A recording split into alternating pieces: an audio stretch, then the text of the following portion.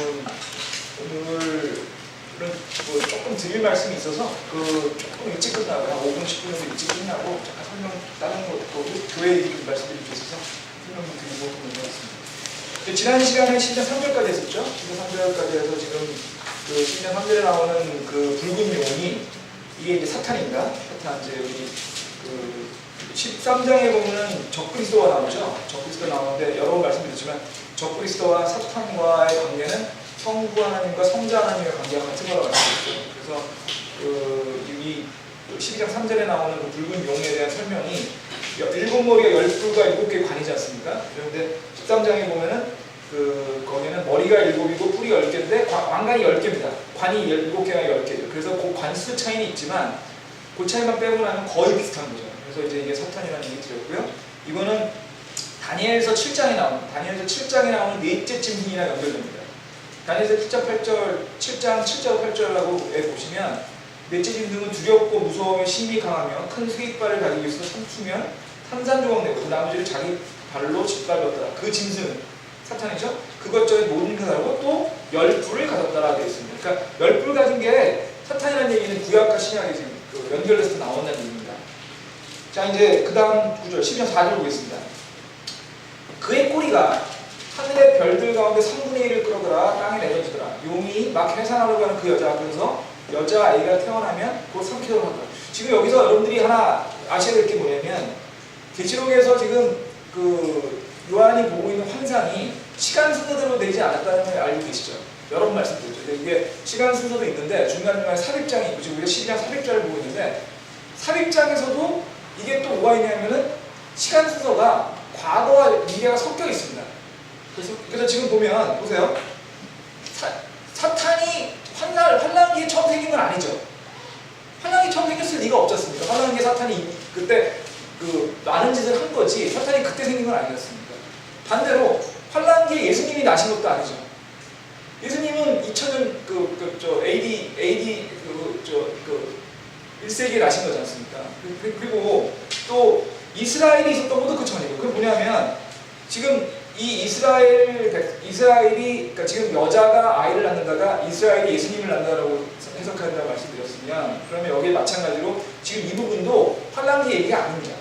과거의 얘기를 지금 현상으로 보고 있는데 그거는 이렇게 생각하시면 됩니다. 사도 요한을요 최근에 데려왔다고 생각해보세요. 현대에 데려왔습니다. 현대에 데려가지고 TV를 틀어가지고요 광고를 보여주거나 아니면 그런 걸 들었다고 생각해보세요. 화면이 수시로 바뀌죠. 화면이 계속 바뀝니다. 바뀌게 되는데 그 화면이 순서대로 바뀌게 되는 경우도 있지만 회상하는 신이 나올 수도 있고요. 영화를 본다고 생각해보세요. 회상하는 신이 나올 수도 있고 아니면 미래에 있을 일이 있고 꿈을 나타낼 수도 있고 현실을 나타낼 수도 있고 이렇게 여러 가지 화면이 섞여 나오죠. 근데 그런 생각을 하면 지금 사도 요한은 하늘에 올라가가지고 지금 앞에서 여러 가지 환상을 보고 있는 거예요. 사도 요한은 하늘에 올라간 자체로도 지금 완전히 겁에 질려 있을 것이고요. 그리고 그 상황이 완전히 익숙하지 않을 텐데 나온 환상이니까 사도 요한은 그냥 본대로 기억하고 있는 거지. 본대로. 그러니까 이게 섞여 있을 수밖에 없는 거죠. 자, 그래서 이거는 그 과거에부터 있었던 일인데요. 여기서 굉장히 재밌는 게 있습니다. 그의 꼬리가 뭐죠? 용의 꼬리가 하늘의 별들 중에 3분의 1을 끌어다가 땅에 내던지더라라고 되어 있습니다. 그리고 용이 막 해산하려고 하는 그 여자 앞에서 여자의 아이가 태어나면 삼키라고 하더라. 이거는요 여러 해석들이 있을 수는 있는데 일반적으로 해석하는 건요 여기서 별은 그냥 별이라고 생각할 수도 있습니다. 하지만 더 많은 학자들이 뭐라고 얘기하냐면 별이 천사를 얘기한다고 성경에 천사로서 많이 나온다는 얘기 계시록에 여러 번 나오지 않습니까? 한번 볼까요? 계시록에 9장 1절 잠깐 보실까요?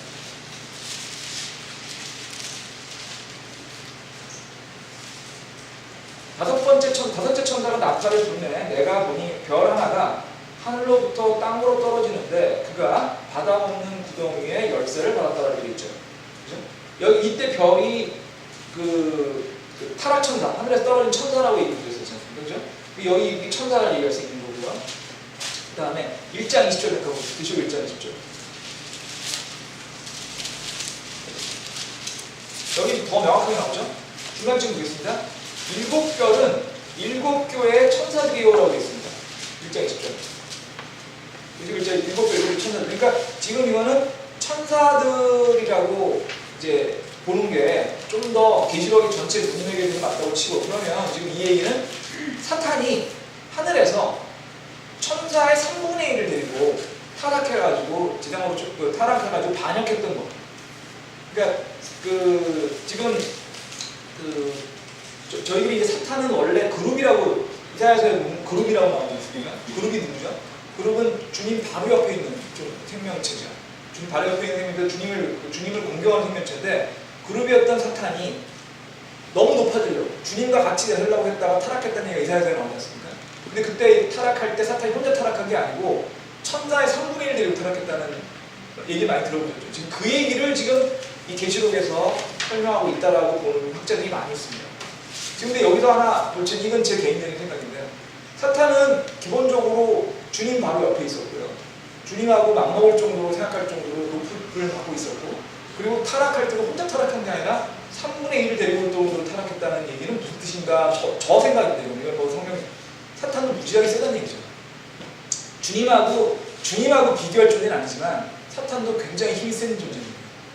아니 그 천사라는 존재를 3분의 1이나 데리고 타락할 정도면 만만한 사람은 아닌 거죠. 만만한 존재는 아닌 거죠.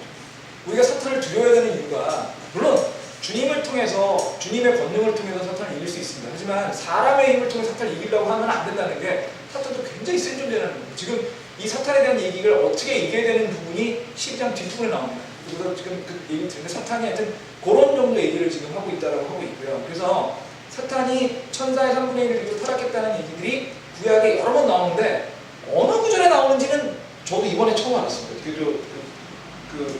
읽어본 적은 있지만 다시 한번 확인해 보면요, 에스겔서에 나옵니다.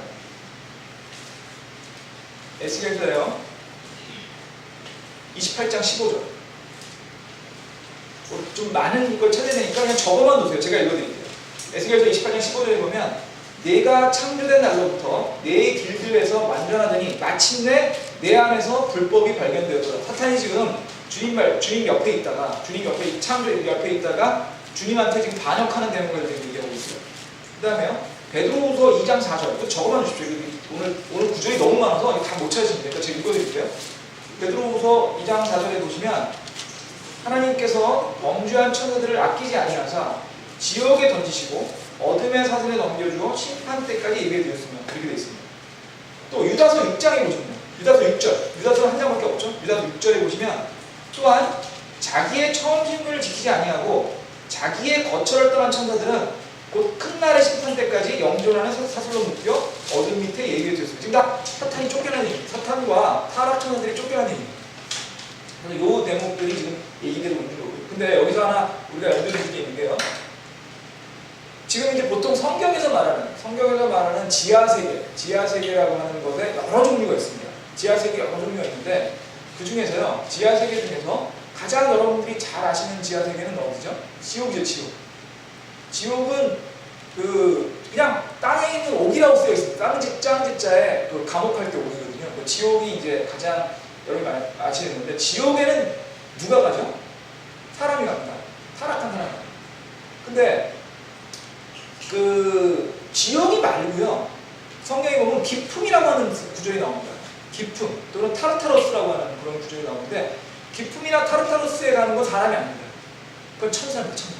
그러니까 천사들도 지옥과 비슷하게 성경에서 말하는 정해진 지역이 있는데, 그 지역은 사람과 같이 있는 것이 아니고 천사만을 위한 지역이라고 되어 있습니다.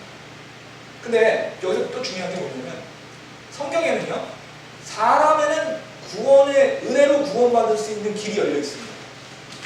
그죠? 그러니까 지금 그것 때문에 여기 와 있는 거 아닙니까? 지금 은혜로 구원받는다는 건 너무나 기본적인 경험이 있습니다. 근데 천사에는 구원의 스킴이 없습니다. 천사는, 그러니까 이렇게 보시면 돼요. 천사는 영적으로 존재이긴 한데, 어쨌든 개개인 사람보다는 엄청나게 강한 존재입니다. 그죠? 아시리아가 구약에 보면, 열왕기에 보면 아시리아 군사들이 와가지고 베들레헴, 예루살렘을 전부 다 포위했던 거 기억나시죠? 근데 하룻밤 안에 98만 명인가요? 다 죽은 그런 일이 있었지 않습니까? 뭐 그런 것들이 천사가 와서 했다, 뭐 이렇게 돼 있지 않습니까? 그러다 보니까 천사의 권능은 사람하고 비교가 안 돼요. 그런데 약한 사람에게는 구원의 스킨이 있습니다. 은혜로 구원받는 게 있어요. 정해져 있습니다. 천사는 그게 없습니다. 그러다 보니까 뭐 어떤 점에서 보면은 약하기 때문에 우리가 더 그 주님의 은혜를 받는 게 아닌가 하는 그런 생각이 들었고요. 그러다 보니까 이제 그 천사들, 특히 타락한 천사들이 있는 그 지역은 말씀드린 것처럼 이제 그또 다른 지역이 있는데, 제가 왜 이런 얘기를 드리냐면 그 특히 동양문화권에서 흔한 것인데요. 여러분들 그 보면은 그 길거리 가시다 보면은 그 빨간 깃발 걸려 있고 그 소위 말하는 무슨 뭐라 그러죠? 점집이라 그러나요? 그런 거 굉장히 많지 않습니까? 로봇촌이 있더라고요. 지나가다 보니까 빨간 깃발 걸려 있고 무슨 도사, 무슨 영험한 도사 그런 거. 근데 그 중에 뭐 90%, 95%는 다 사기라고들 하더라고요. 그냥 좀 뻔한 얘기 해주고서 뭐 한다. 근데 그 중에 진짜 일부지만 마귀를 보는, 그러니까 거의 뭐라 그러죠? 죽은 사람을 본다고 할까, 아니면 뭐 그런 뭐 얘기를 하는 사람이 있고 실제로도 그런 걸 보는 사람이 있다라고 얘기를 하는데, 뭐 거짓말하는 사기꾼들이야 뭐 얘기할 필요 없는 거고요. 실제로 그런 소위 말해서 뭐 점집에 있는 그런 무당이나 점쟁이들이 누군가를 본다면 그것은 마귀라는 겁니다. 다시 말씀드릴게요. 그 우리가 이제 특히 동양문화에서 말고 있는 점 이런 것들이 왜 안 좋은 거냐면, 거기서 그 점이라는 거 할 때 뭐 무슨 신령님이 오셔서 어쩌고 하는 그 신령님이라는 게 마귀라는 거예요. 성경적으로는 그렇게 그런 구조가 성경에 안 나오거든요. 그러다 보니까 이제 거기 나오는 신령이라든지 이런 것들이 마귀고, 또 결국 그러면 점집이라는 데서 뭐 구슬한다든지 아니면 좀 넓은 의미로 보면 제사를 지내는 것들이 누구를 섬기는 거냐면 마귀를 섬기는 게 됩니다. 그러니까 사실은 우리나라 같은 이제 동양문화권, 유교문화권에서 제사 문화하고 기독교 신앙하고 많이 부딪히지 않습니까? 가톨릭 같은 경우에는 저는 이제 가톨릭이었으니까 가톨릭에서는 제사에서 아무 얘기 안 합니다. 제사를 얘기하면 워낙 반발이 심하니까. 근데 그냥 성경적으로 생각해보면 제사하는 문화는 결국 마귀를 섬기는 문화가 되거든요. 그냥 넓게 보면은 점집에서 굿하는 거랑 제사를 지내는 거랑 맥락이 같은 거예요.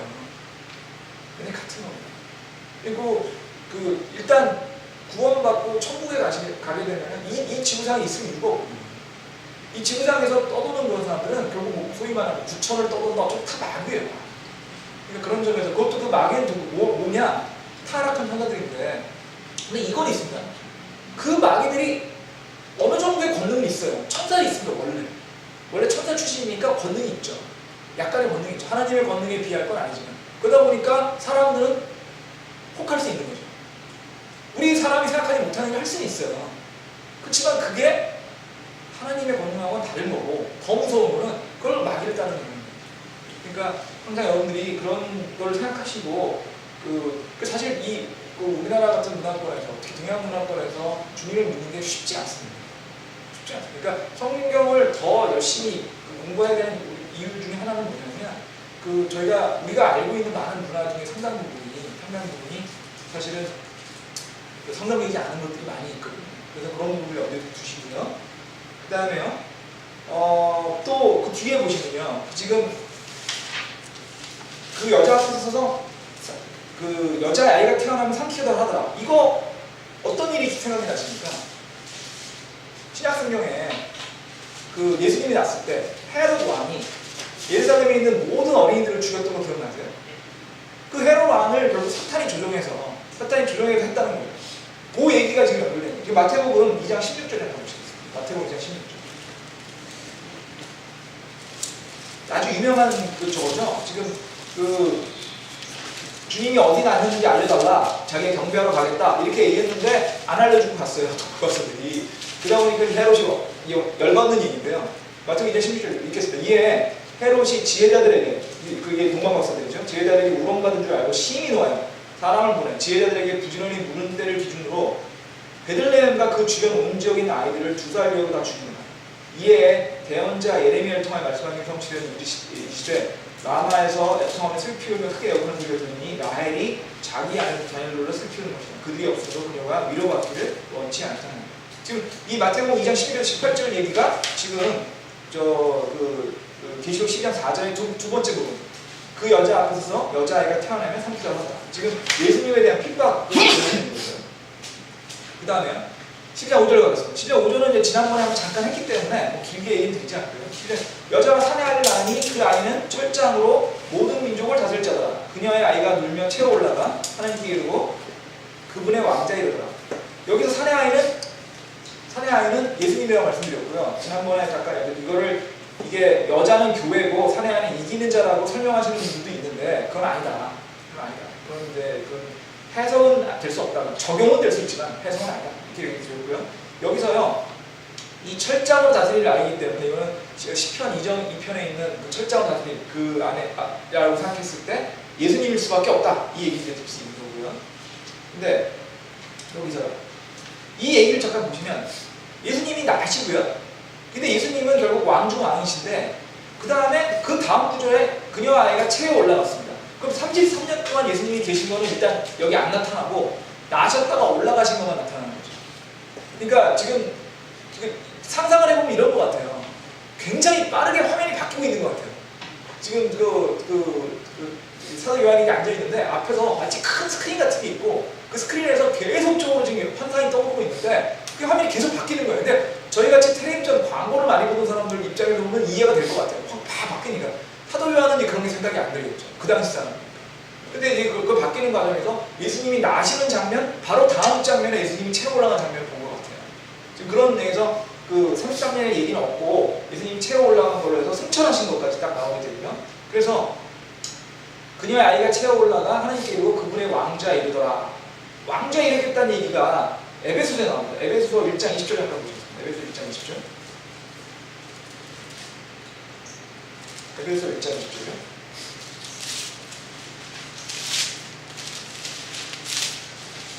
그분께서 그 권능을 그리스도 안에서 발휘하사 그분을 죽은 자들로부터 일으키시고 하늘의 처소들에서 자신의 오른편에 앉히시고 모든 정사와 권능과 강력과 통치와 이스라엘뿐만 아니라 모든 세상에서 오는 일컬음을 받은 모든 일을 보다 뛰어나게 하시고 이름보다 뛰어나게 훨씬 뛰어나게 하시고 또 모든 것을 그분의 발 아래 두시고 그분을 교회에 주사 모든 것의 머리가 되게 되셨느니라. 교회는 그분의 몸이니 곧 모든 것에서 이 모든 걸 충만케 하시는 분의 충만입니다. 지금 주님을 성부 하나님께서 주님을 채워 올라가셔서 주님 옆에 아니고 모든 걸 통치하는 데 있게 하시겠다 이 얘기시죠, 그죠? 근데 그 뒤에 보시면 에베소 1장 23절 교회는 그분의 몸이라고 돼 있죠. 그러면 다시 아까 이 여자가 사내 아이를 낳다가 교회가 이기는 자를 낳다라고 얘기하는 게 말이 안 되는 거예요. 교회는 주님의 몸이라고 돼 있는데 주님의 몸이 이기는 자를 낳다 이거는 조금 모양이 좀 이상하지 않습니까? 그러니까 이건 하여튼 그런 점에서 교회는 그분의 몸이라고 하는 게 1장 25절 23절 보면 중요한 구절이고요.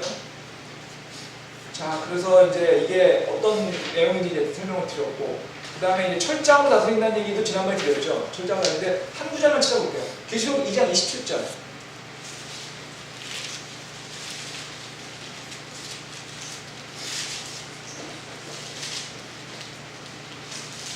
그가 철장으로 그들을 다스리며 토기장의 그릇같이 부수어 산산조각 내리라. 이것은 곧 내가 내 아버지로부터 받은 것과 같은데요. 철장이라는 게 쇠막대기라는 얘기 여러 번 드렸죠. 쇠막대기로 그냥 그릇을 깬다고 생각하세요. 그 제일 상상하기 쉬운 건요. 혹시 여러분들 뭐 자녀분들이 있으시면 야구 같은 거 애들이 하면 야구 배트 중에 알루미늄으로 된 배트 있거든요. 알루미늄도 쇠는 아니지만 하여튼 그거 금속된 거예요. 알루미늄 배트로 집에 있는 그릇 사기 그릇을 깬다고 생각해보세요. 그걸 딱 친다고 해보세요. 박살이 나겠죠. 근데 알루미늄 배트는 중간에 비어 있습니다. 근데 이건 쇠로 된 공기는 중간이 꽉 차 있는 쇠라고 생각하시면 말도 안 되게 힘이 세겠죠. 그래서 지금 철장이라는 얘기를 해서 그런 뜻이고 그렇게 세게 증거하시겠다는 얘기고 똑같은 얘기가 계시록 19장 15절에 나옵니다. 1차 읽어드릴게요. 계장 19장 15절에 보면 그분의 입에서 예리한 칼이 나오니 그분께서 그 칼로 민족들을 치시고 친히 철장으로 그들을 다스리시며 또 친히 졌는데 하나님의 맹렬한 진노의 포도주 틀을 밟으시다. 이 모든 게 하여튼 주님에 대한 얘기지 않습니까? 그러다 보니까 철장으로 다스릴 자는 예수님이라고 보는 게 가장 합리적인 이성적인 해석인 것 같다라고 말씀드렸습니다. 그 다음에 이제 조금 설명을 좀 드릴 게 있는데요. 채어 올라가라는 말이 나옵니다. 어디죠? 거기 보시면 12장 5절에 그녀의 아이가 채어 올라가. 이것도 또한 이 그녀의 아이, 예수님께서 예수님이라는 게 또 증거가 되는데 이게 그리스도의 승천을 얘기했는데 말씀드렸는데요. 보시면요. 채어 올라가라고 하는 단어가 헬라어, 그리스어로는 하파조라고 하는 단어랍니다. 하파조, H-A-R-P-A-Z-O, 하파조라고 하는 단어인데요. 저희가 이제 신약 성경을 말씀드릴 때 단어들에 대해서 좀 애매해질 때는 저희가 보통 그리스어 단어를 찾는 이유는 왜 그러죠? 신약 성경이 원래 그리스어로 쓰여 있거든요. 물론 저희가 영어 성경인 킹제임스 성경을 보고 있고, 영어 성경 킹제임스 성경은 이 이제 영어 성경 중에 가장 정확한 성경이기 때문에 그런데, 원래 영어 성경 이전 거 그리스어잖아요. 근데 그 원문을 볼 때는 그리스어를 보는 게 이제 가장 정확한 건데, 할파조라고 하는 단어는요, 여러 가지 뜻이 있는 단어입니다. 할파조라고 하는 단어는 어디 나오냐면, 성경에서 18번 쓰여 있습니다. 18번 쓰여 있는데, 그 단어 중에 하나가 요한복음 10장 10절에 쓰이는 단어입니다. 요한복음 10장 10절에.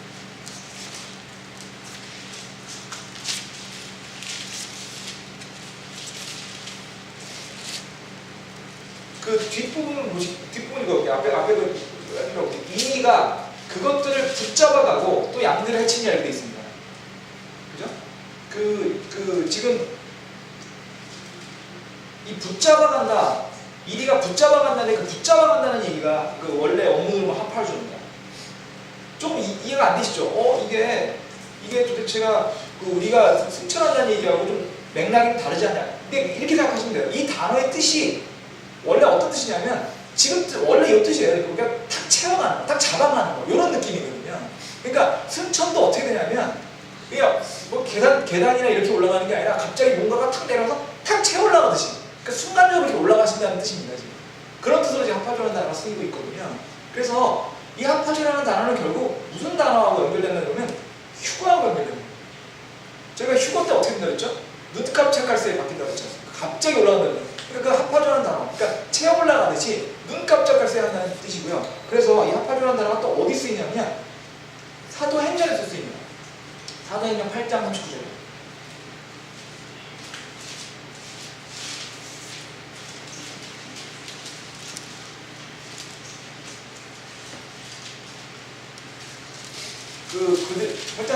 그들이 물 속에서 나와 올라갈 때 주의 영께서 빌립을 체험하심으로 내시가 그를 더 이상 물지 못하더라. 내시는 기뻐하며 자기 길을 가되. 이거 보세요. 재밌지 않습니까? 지금 어떤 구절이냐면요, 내시가 빌립을 통해서 구원받고 지금 침례까지 받은 장면이잖아요. 요 대목이. 근데 그 다음에 침례받고 물에서 나왔더니 하늘의 주의 영이 와서 빌립을 채워 올라갔어요. 순간적으로 휴거된 거죠. 지금 딱 채워 올라갔어요. 근데 내시는 기뻐하고 있어요. 근데 상상을 해보세요. 여러분하고 뭐 그냥 제일 우천 목사님한테 침례를 받았습니다. 침례 받고 나와가지고 이제 옷 갈아입고 우천 목사님하고 인사하려고 그러는데 우천 목사님이 탁 치고 올라간 거예요. 정상적이라면 법에 질려야 정상이죠. 그게 무슨 일인지 무슨 맥락인지 모르면 법에 질려야 정상일 거 아닙니까? 갑자기 없어졌는데. 근데 지금 내시는 빌립이 채워 올라간 게 왜 올라가는지는 아는 거죠. 주의 영을 통해서 휴거된 걸 알기 때문에 기쁜 겁니다. 아, 저 빌립이 저렇게 올라가, 나도 언제나 저렇게 되겠구나. 그 기뻐하는 거죠. 그래서 이런 대목이니까 하파조라고 하는 단어가 휴거와 연결되고 그래서 승천과 연결되는 단어로 쓰이고 있다. 그러다 보니까 이 채워 올라가라는 단어가 결국 그리스도의 승천을 설명하는 단어로 해석을 해야 된다. 이렇게 말씀드리겠고요. 자, 그래서 이거 지난 시간에 또 여러 번 얘기했으니까 정리만 하면 이제 여러 복잡한 얘기 잊어버리셔도 되고요. 그냥 간단히 얘기 드리면, 여자는 이스라엘이고 아이는 우리 예수 그리스도를 얘기하는 거고, 지금 12장 4절 5절에 걸쳐가지고 과거로부터 지금까지 예수 그리스도가 사탄이 어떻게 타락을 했고 예수 그리스도가 여기 어떻게 오셨고, 그렇지만 그 예수 그리스도가 어떻게 승천해서 주님 올라가시기에 그런 이스라엘의 지난 몇천 년 동안의 역사와 사탄의 역사를 아주 짧게 2구절 3구절에 압축해서 얘기하고 있는 거죠. 그 환상을 보기 때문에 가능한 얘기죠. 그게 헷갈리시면 어떻게 생각하느냐, 화면에 계속 여러 가지 형상이 떠오르는 걸 보고 있다고 생각하시면 그 중에 이 환상을 보고 있다고 생각하면 이게 이해가 좀 쉬운 거죠. 자, 이렇게 됐고요. 그 다음에 12장 6절에 되면 그 여자가 광야로 도피하네. 거기에 하나님께서 예비하신 한 처소가 그녀에게 있으니 이것은 그들이 1260일 동안 거기서 그녀를 먹게 하려 하십니다. 여기 또 중요한 얘기가 나옵니다. 지금 광야로 도피하고 있어요. 12장 5절까지는 언제 얘기죠? 과거 얘기입니다. 지금 누구죠? 사도 요한의 입장에서 생각해보면 사탄이 타락한 거, 주님이 나신 거, 주님이 나신 걸 핍박하려고 하는 거, 주님이 나셨다가 체험 올라가서 하늘에 올라간 거, 사도 요한이 환상을 보는 시점에서 생각하면 이미 일어난 일이에요. 그죠? 지금 사도 요한이 환상을 보는 시점이 AD 95년이거든요. 주님이 나셨다가 돌아가시면 AD 33년이니까 주님이 돌아가시고 승천하시고 또 사탄이 타락한 건 그 전일이고 다 과거 일입니다. 그런데 12장 6절은 환란기예요. 이해되세요? 12장 5절까지 하고 12장 6절 사이에 굉장히 긴 차이가 있는 거예요. 시간 차이가. 12장 5절까지는 과거의 일을 얘기하고 있는 건데 12장 6절은 굳이 얘기하면 미래의 일을 얘기하고 있는 거예요. 굳이 얘기하면. 그리고 12장 5절과 6절 차이에는 최소한 2000년 이상의 차이가 있는 거예요. 지금 우리 기준으로 생각하면. 만약에 이 환란기가 더 1000년 뒤에 온다. 그 3000년 차이가 있는 거죠. 그래서 12장 5절과 6절 사이에는 상당한 차이가, 굉장한 차이가 있는 거다. 지금 12장 6절은 환란기 얘기고, 환란기에 이스라엘이 광야를 도피한다고 했습니다. 왜 광야를 도피하죠? 환란기에는 교회는 없죠. 왜 없죠? 교회는 이미 휴거가 됐습니다. 환란기에 남아있는 건 이스라엘입니다. 유대인입니다. 환란기에 적그리스도 하는 일이 뭐라고요? 유대인을 핍박하는 일이죠. 그러다 보니까 유대인들이 굉장한 핍박을 당해서 유대인들이 엄청 어려움을 겪고 있는데, 유대인들에게 유대인들 나아가서는 이방인들에게 복음을 전하기 위해서 14만 4천 명의 인친 유대인들이 있고 또 두 증인이 있고 했지만 어쨌든 유대인이 굉장히 환난을 받고 있어요. 그 환난 받고 있는 유대인들을 주님이 그런 환난기에 보호해 주시는 분입니다. 하나님이 처소에 데려가서 1260일 동안 3년 만이면 1260일 동안, 그러니까 환난기 후반부에 유대인들을 주님께서 보호해 주시겠다는 뜻입니다. 이해되시죠? 그러다 보니까 12장 5절과 6절 사이에 굉장히 긴 기간이 있고 그 기간 사이가 갑자기 뛰어나오는 겁니다. 그런데 이게 환상을 보고 아까 자꾸 얘기 드린 것처럼 환상을 보다 보니까 화면이 계속 빠르게 바뀌고 있는 거예요. 빠르게 바뀌고 있다 보니까 이 환상 보고 그 다음 환상은 상당히 뒤에 얘기 같이 나오는 거예요. 그러다 보니 이런 일이 생기는데, 성경에는요 이런 식으로 시간차가 굉장히 긴 내용이 한 구절 안에 들어오는 경우가 꽤 있습니다. 볼게요. 누가복음 4장 16절을 보겠습니다. 누가복음 16절.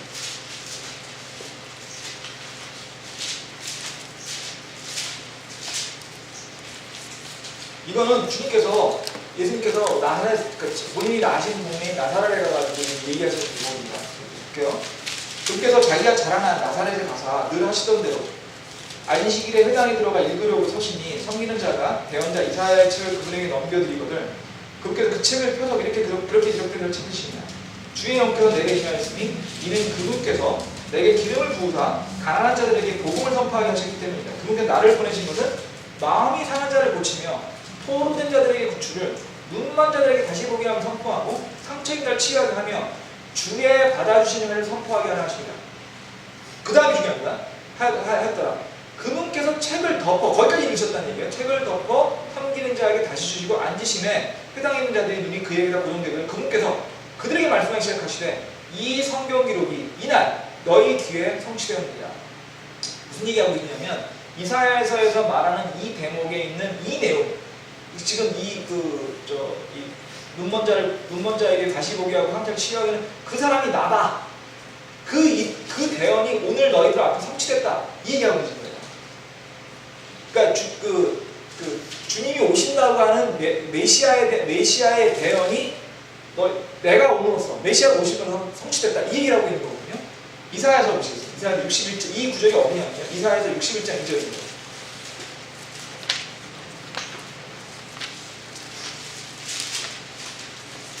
이거는 중요한 구절이라서 꼭 여기랑 우측으로 치시고 보세요. 이사야서 61장 1절 2절 보겠습니다. 이거는 이제 그 구원에 대한 주님 얘기라고 하는 거예요. 주가 하나님의 영께서 내게 임하였으니 이는 주께서 내게 기름을 부으사 온유한 자에게 좋은 소식을 선포하게 하였을 때문이다. 그분께서 나를 보내신 것은 마음이 상한 자들을 싸내고 포로된 자들에게 자유를, 결박된 자들에게 감옥에서 노임을 선포하게 하려 하며 또 주의 받아주신 해와, 여기까지 여기 손을 넣으시고요. 아까 그 누가복음 잠깐 보세요. 누가복음 다시 한번 잠깐 보세요. 4장 19절. 4장 19절에 보면 주의 받아주신 해라고만 읽으셨죠. 주의 받아주신 누가복음 4장 18절 19절에 있는 내용이 계시록 61장 1절 2절의 이 내용과 같은데 2절의 내용 중에서 앞부분만 읽으셨어요. 주의 받으신 해와까지만 읽으셨습니다. 그 뒤에 우리 하나님의 원수가 푼다시는 단어 안 읽으셨잖아요. 그거 안 읽으셨죠? 지금 누가복음 4장 18절에 있는 내용들을 쭉 보시면 그게 다 18절에 있는 내용이 계시록 61장 1절하고 그러니까 이사야서 61장 6절하고 같고요. 그 다음에 19절에 있는 얘기 61장 2절하고 같은데 주의 받아주시는 해라고 거에게 안 읽으셨어요. 이게 무슨 뜻이냐면요. 주의 받아주시는 해는요. 주님이 처음 오시는 초림을 얘기하고 있는 겁니다. 처음 오시는 초림을 얘기하고 있는 거예요. 그런데 뒤에 보시면요. 이사야서 다시 볼게요. 이사야서 61장 2절에 보시면 우리 하나님의 원수가 푸시는 날은 누구냐면 이건 재림을 얘기하는 거예요. 그러니까 이사야서 61장 2절은 주님의 초림과 재림이 한 구절에 나타나고 있는 거예요. 앞줄은 초림, 뒷구절은 재림입니다. 그래서 61장 다시 보시면요. 거기 보시면 네 개 이렇게 되어 있는데 그 네라는 거는 그 성자 하나님, 예수님을 얘기하는 거고요. 주 하나님의 영께서 그 네 개의 성령님이 나한테 임하셔서 이런 일이 있었다는 거고 그래서 주님이 오신다. 근데 초림이 있고 재림이 있다. 그래서 이 두 가지 얘기를 2장에서 하시고 계신 거고 누가복음에서는 예수님께서 그 중에서 초림 얘기만 하시고 계신 겁니다. 왜요? 재림이 아직 안 좋아. 정말 성경이 정교하지 않습니까? 굉장히 정교합니다, 성경이. 그래서 지금 보면 그래서 주님께서 뭐라 하냐면 너들이 지금 보고 있는 내가 그 초림하는 그 메시아로 오는 그 메시아다. 이 얘기를 하는 겁니다. 근데 그러다 보니까 여기서 이제 초림과 재림이 한 구절에서 한 문장 안에서 지금 일하고 있는 것을 지금 볼 수 있지 않습니까? 그래서 이걸 가지고 성경에 있는 성경학자들은 뭐라고 하면 대언의 삼봉오리 또는 예언의 삼봉오리라고 얘기합니다. 그러니까 대언자 입장에서 보면요. 초림과 재림이 같이 보이는 거예요. 이해되시죠? 같이 보이니까 같이 썼습니다. 근데 왜 이런 일이 있을까? 왜 초림과 재림을 같이 얘기했을까? 지금 이사야서에 그게 아주 대표적으로 많이 나오는데 이사야서에 보면은 약한 그리고 굉장히 핍박받고 고통받고 약한 이름으로는 주님의 얘기가 있는가 하면 주님이 철장을 다스리고 굉장히 두렵고 징벌하시는 하나님 얘기가 다 나오거든요. 초림과 재림을 따로따로 얘기하고 있는 건데 그게 같이 나와요. 왜 같이 나올까? 대언자가 그렇게 보였거든요. 그거에 대해서 설명하는 게 뭐냐면 대언의 삼봉오리, 예언의 삼봉오리라고 하는데요. 여러분들이 그 높은 산에 올라가셔가지고 먼 데를 보시면요. 산들이 이렇게 구름이 이렇게 굽이치고 있죠. 그러면 그 산들이 이렇게 정면에서 보면 한 산이 있고요. 바로 뒷산이 있습니다. 멀리서 보면. 그 산과 그 뒷산은 붙어 보입니다. 아니면 굉장히 가까워 보이죠. 근데 문제는 그 산과 그 사이에 계곡이 있다는 거예요. 근데 그 계곡이 굉장히 클 수도 있다는 거예요. 그래서 대언자들은 사실은 하나님의 영을 충만히 쓰셨지만 인간의 눈을 가졌거든요. 하나님이 아니지 않습니까? 대언자들 전부 다. 그러니까 인간의 눈을 가지고서 판단을 받기 때문에 그 삼봉오리 두 개를 멀리서 봤기 때문에 그 양쪽만 본 거예요. 그래서 초림과 재림이 두 삼봉오리의 높은 중요한 일들이니까 그걸 봤는데 초림과 재림이 가장 중요한 사건이다 보니까 같이 나오다 보니까 그걸 같이 쓸 수밖에 없어요. 근데 초림, 재림이 나는 걸 몰랐던 거예요. 붙어있는 걸 본 거예요. 근데 그 사이에 뭐가 있었죠? 교회 시대가 있었죠. 지금 우리가 살고 있는 교회 시대가 있었고 또 그 얘기 기억나세요? 만약에 주님이 오셨을 때, 초림하셨을 때 그 주님을 메시아로서 유대인 백성들이 주님을 받아들였으면 그걸로 천년왕국이 시작됐을 거라는 거예요. 교회 시대가 필요 없었다는 거예요. 근데 그렇지 않았기 때문에 교회 시대가 시작됐거든요. 물론 주님은 다 아셨겠죠. 그런 모든 것들. 그러다 보니까 교회 시대가 그 두 개의 산 사이에 있어서 그걸가 대언자들이 이걸 못 봤기 때문에 그래서 구약의 대언에는 교회 시대라는 얘기가 없습니다. 구약의 대언은 초림과 재림의 얘기는 많이 나오는데 교회 시대 얘기는 없습니다. 그래서 신비라고 부르죠. 신약에서 신비라고 보통 부르는 건 뭐냐면은 구약에서 얘기되지 않은 것들입니다. 무슨 아주 이상하고 이런 것들 얘기하는 게 아니고 구약에서 얘기하는 신비. 그러다 보니까 교회 시대는 신비라고 얘기하는 이유는 구약에서 대언의 두 삼봉오리 계곡에 있는 그 교회 시대는 구약이 나오지 않을까. 시간이 한 10분 정도 됐는데요. 이따 왔는데요. 제가 오늘 드릴 말씀이 좀 있어서 오늘은 여기까지만 하고 다음 시간에 조금 더 마무리를 몇 개 더 하는 지금 호세아서하고 이런 데서도 지금 보면은 몇 가지 지금 그 초인과 재림을 나눠서 있는 것들이 있거든요. 그거는 다음 시간에 마지막 설명을 드리고 하도록 하겠습니다. 기도하고